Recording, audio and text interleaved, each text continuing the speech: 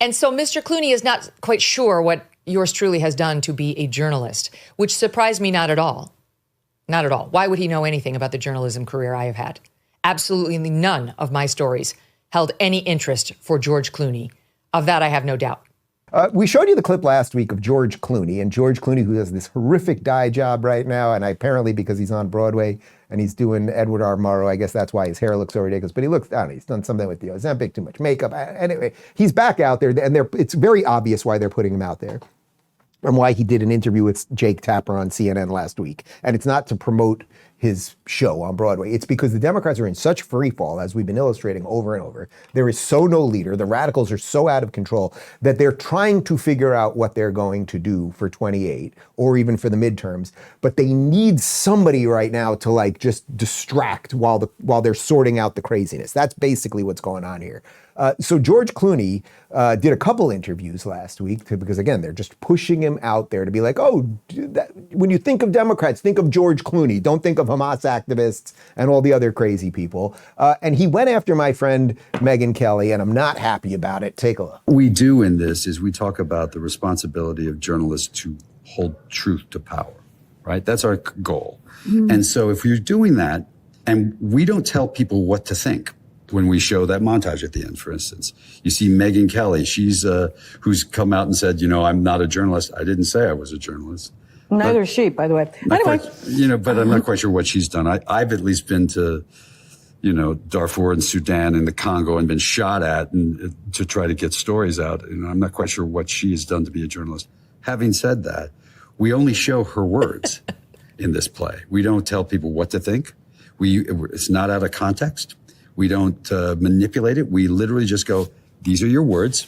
You're not sure what she's done? Well, she's been on air for decades, part of the mainstream machine. Now she's one of the most successful independent journalists out there. By the way, I always say, I'm not a journalist. I tell you what I think. I'm very obvious about that. And you know my opinions, and I report things to you, and I hope I get as many of them correct as possible. But I'm telling you what I think. This is opinion, what we are doing for the hour when we're here. I think Megyn does something similar, but Megyn, as far as I know, does consider herself a journalist, and she's got the chops, and she does go to places, and she interviews all sorts of people. Congratulations, you were shot at in Darfur or wherever else. But but the real question, the real reason I'm showing you that is, why are you going after Megyn Kelly?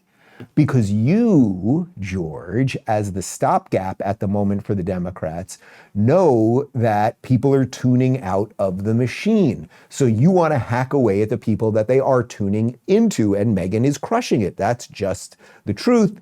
Here's Megyn with, I believe the kids call this a clapback. We begin on the subject of George Clooney, who is busy trying to look 30 years younger than he actually is with weirdly dyed jet black hair, trying his hand on Broadway. He's starring in a play about Edward R. Murrow because Clooney fancies himself a journalist, you see, and has lots of thoughts on how journalists need to do journalism. Like he does it, mainly. Like stumbling upon the biggest story of the decade, that a sitting president is mentally infirm and ought to be 25th Amendmented right out of office, and then burying it, saying absolutely nothing for weeks on end. And then only after that president humiliates himself on the national stage at a presidential debate and then refuses to step down as the entire Democrat Party watches its electoral chances up and down the ticket go swirling down the toilet, finally decides to write an op-ed in the New York Times saying Joe Biden is not up for the job. That's not journalism, George. It's cowardice, followed by naked partisanship. He actually thinks I'm objecting to something he put on his show about me. I have no idea what you put on your show about me. I couldn't care less, sir. I was mocking you for trying to lecture journalists on how to do journalism based on your own failure to speak truth to power. That's what you failed. You only did it when you knew your candidate was going to cost you up and down the ballot. And so Mr. Clooney is not quite sure what yours truly has done to be a journalist, which surprised me not at all. Not at all. Why would he know anything about the journalism career I have had? Absolutely none of my stories held any interest for George Clooney. Of that, I have no doubt. You see, I've spent the past 20 years interviewing people like Suzette Kelo, who owned the little pink house that got seized by her local government, declaring government domain, a decision that went all the way to the U.S. Supreme Court, like the cake baker in Colorado, who didn't want to bake a gay wedding cake because it violated his religious beliefs. Oh, and by the way, also the gay couple he offended. People like triple and quadruple amputees back from Iraq and Afghanistan, who the Hollywood class looked down upon, actually loathed, judged, and treated like scum because they didn't like those wars. Not like the Ukraine war. No, not at all. What did you do to help the hundreds of men I featured on my Fox News show year after year, George, to help find housing and help for them, to help them rehabilitate their lives? I didn't see you.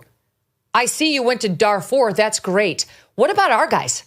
Because I never saw you at a Tunnel to Towers fundraiser, at a gathering for our Navy SEALs, and I've been to many of them. Exactly. So George Clooney, who was backing Biden the entire time, remember it was Clooney on stage with Obama and Biden and a bunch of other people that night when it was just so obvious. This was before the debate, when it was just, wait, was it before the debate or after the debate, actually, when they were all on stage together? It was, no, maybe it was right after the debate, right? That's interesting. Doesn't even matter, actually. We'll check. With that Clooney event, was it before, June 27th was the debate. Was that before or after the debate? I think it was right after, if I'm not mistaken. We're working on it. We've got 3 guys on computers. We're gonna check. We're gonna figure it out. But the point is that he was pushing, right? He was one of Biden's main backers the entire time. We just showed you, 20 minutes ago, the video of all the Biden slurs and everything else. Why were you pushing that? Why were you pushing him on us the entire time? We'll figure out if it was before. What? It was before. Okay, it doesn't even matter. That's the point. So before the debate, when it all broke down on June 27th of last year, why were you still pushing it? And had it happened after, it wouldn't have made a difference. It was like there was something very obvious, and you were one of the people that was hiding it. If you're tossing and turning at night or feeling on edge during the day, it might be time to try CBD from CBDistillery. Millions have already made the switch because it works. In fact, over 90% of customers report better sleep with CBD, but it's not just for sleep. CBDistillery has targeted formulas for stress, mood, focus, post-workout pain, and even CBD for pets.